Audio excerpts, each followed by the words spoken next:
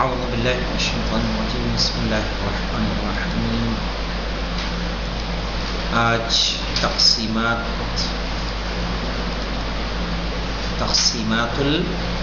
الحملیہ. یہاں پر دیکھیے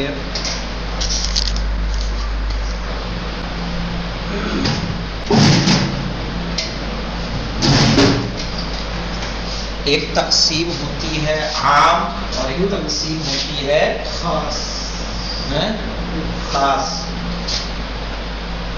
تقسیم عام جیسے قضیے کی تقسیم ہوئی تھی موجبہ اور سالبہ. یہ قضیہ موجبہ اور سالبہ بتائیے. حملیہ بھی موجبہ ہوتا ہے اور شرطیہ بھی کیا ہوتا ہے؟ سالبہ بھی دونوں ہوتے ہیں کہ نہیں؟ حملیہ اور شرطیہ. کلیہ اور جزیہ دونوں ہوتے تھے کہ نہیں ہوتے تھے؟ ہم نے حملیہ کیا، شخصیہ کیا، وہ بھی تقسیم اس کی بھی تھی اور اس کی.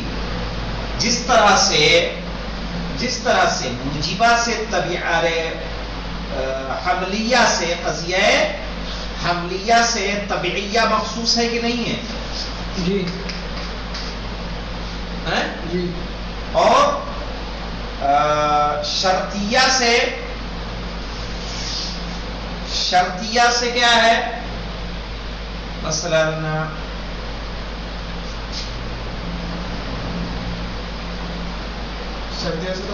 متصلہ اور منفصلہ. متصلہ اور منفصلہ مجھے یہ بتائیے حملیہ ہوگا متصلہ منفصلہ کہ شرطیہ ہوگا؟ تو متصلہ اور منفصلہ یہ جو تقسیم ہے یہ تقسیم مخصوص ہے کس سے؟ شرطیہ سے. طبیعیہ مخصوص ہے کس سے؟ قضیہ حملیہ سے. اسی طرح سے ابھی تک جو ہم نے زیادہ تر تقسیم پڑھی قضایا کی، وہ پڑھی کون سی؟ مخصوص والی، عام والی، کہ جو تقسیم کیا تھی؟ دونوں میں شامل تھی.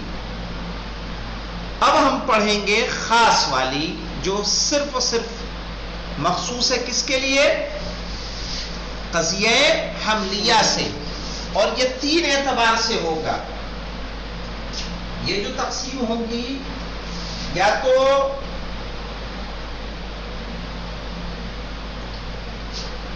بلحاظ نمبر 1 بلحاظ وجود موضوع کے وجود کے اعتبار سے. نمبر 2 بلحاظ تحصیل الموضوع والمحمول.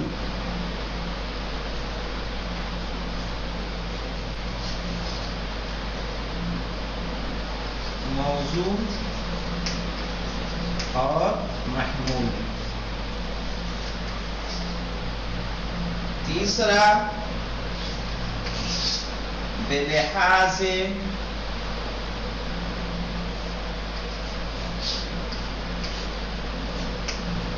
جہت النسبہ.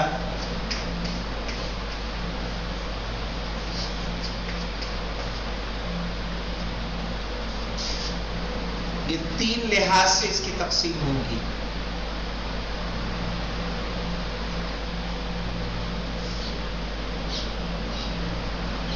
ٹھیک ہے؟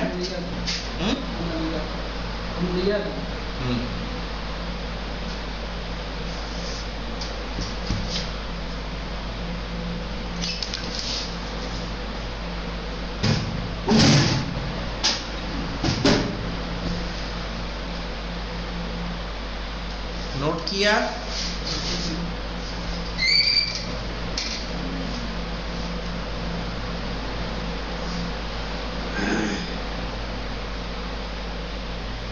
روڈ بہت دور ہو گیا.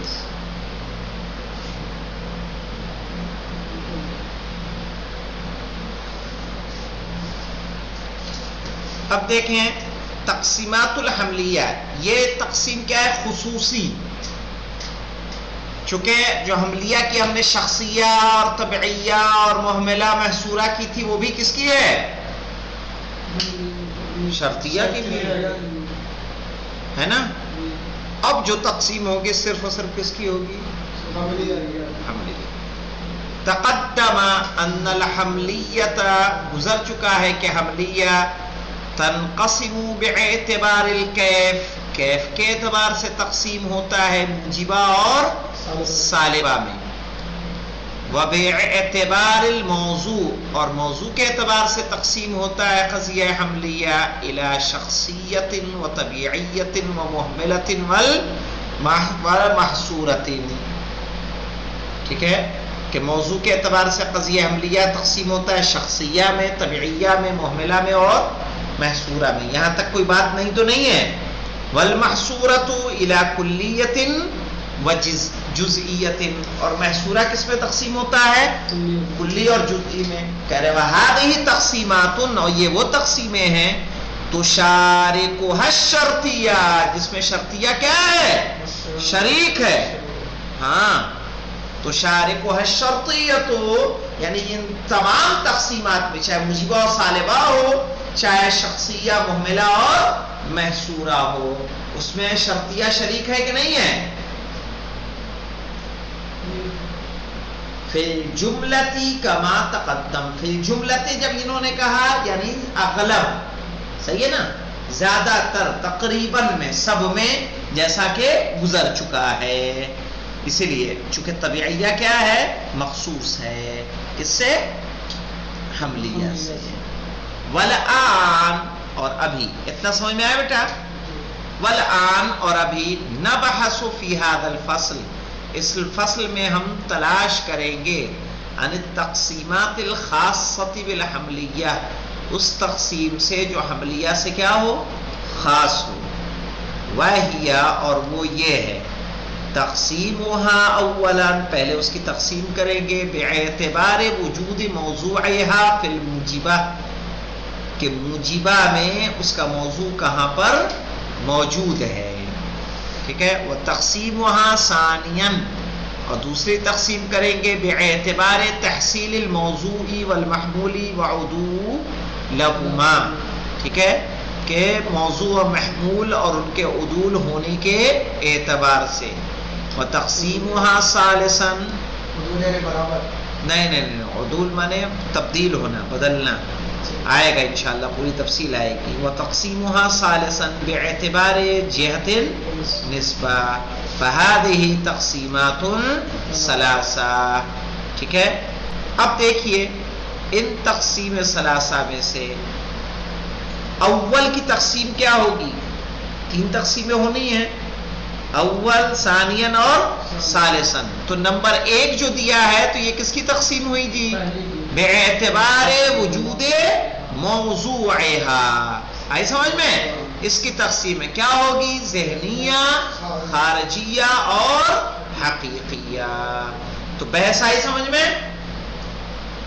چلیے کہہ رہے ان الحملیت الموجبۃ، کہ بے شک حملیہ موجبہ ہی ما افادت ثبوت شیء لشیء، وہ ہوتی ہے جو ہمیں کسی چیز سے کسی چیز کے ثبوت کا کیا کرتی ہے؟ فائدہ دیتی ہے.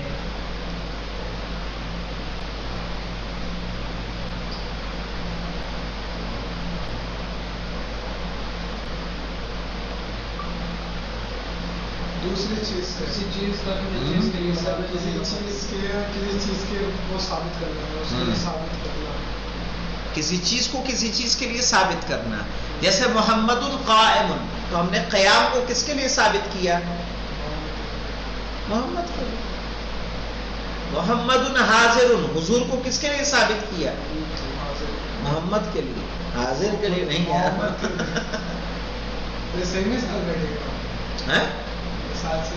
ہاں بھائی، ثبوت و شیء لشیء کیا ہوتا ہے؟ عام سی مثال دی اس لیے تمہیں لگ رہا ہے نا کہ لگ رہا غلط ہے. بھائی ثبوت شیئن لے شیئن، کسی چیز کا کسی چیز کے لیے ثابت کرنا قضیہ حملیہ کہلاتا. بھائی موضوع محمول سے تو بنے گا قضیہ حملیہ. ہی ما افادت، جو فائدہ دے، ثبوت شیئن لشیء، کسی چیز کو کسی چیز کے لیے ثابت کرنے کا. ولا شک ان ثبوت شیء لشیء فرع لثبوت المثبت له. اب یہاں ذرا دیکھنا ہوگا تھوڑا. اس کا مطلب ہے کہہ رہے ہیں ولا شک ان ثبوت شیء لشیء فرع لثبوت المثبت له. نوٹ کریے، جیسے ہم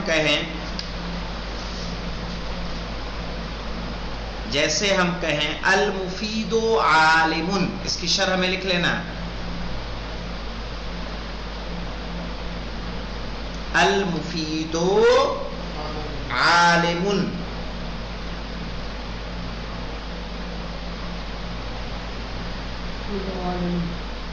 تو اس میں حکم ہے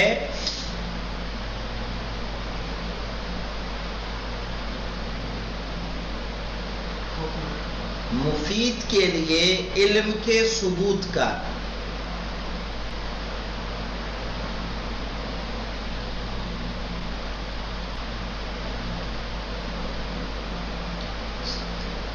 تو اس سے یہ بات لازم آتی ہے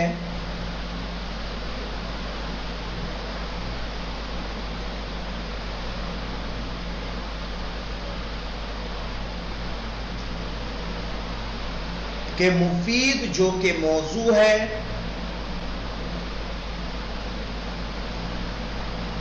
مفید جو کہ موضوع ہے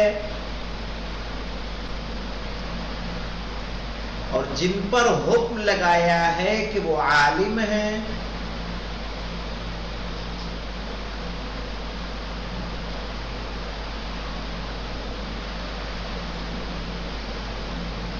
کہ وہ اولاً موجود ہوں، یعنی کون؟ شیخ مفید.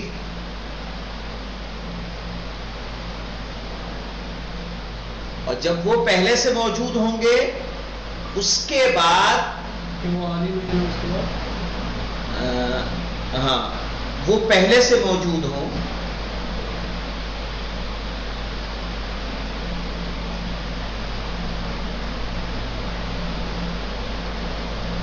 اس کے بعد ہم ان کے لیے علم کو ثابت کریں گے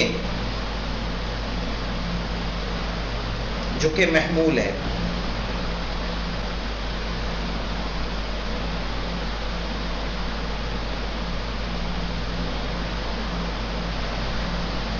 کیونکہ اگر مفید موجود نہ ہوتے تو حمل صحیح نہ ہوتا. پہلے مفید ہیں تب تو ان کے لیے علم کو ثبوت کریں گے.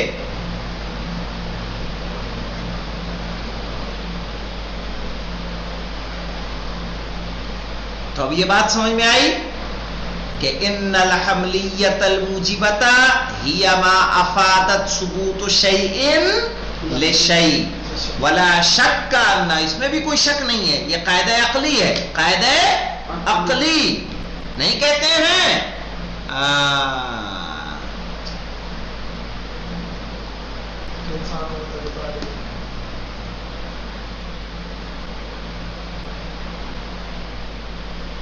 فائدہ. دیکھیے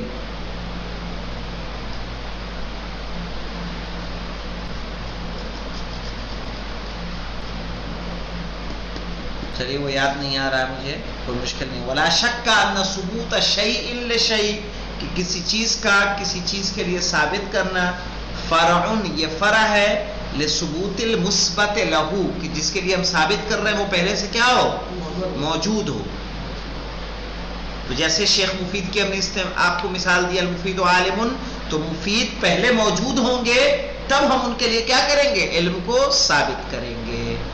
اذ لولا ان یکون موجودا، آگیا نا یہاں پہ، نہ یہاں ہے، ای ان الموضوع فی الحملیہ الموجبہ، کہ جو حملیہ موجبہ میں موضوع ہے، یجب ان یفرض موجودا، واجب ہے کہ فرض کیا جائے کہ وہ موجود ہے، قبل فرض ثبوت المحمول لہو، ٹھیک ہے، محمول کو ثابت کرنے سے پہلے وہ موجود ہونا چاہیے۔ بات واضح ہوئی بیٹا؟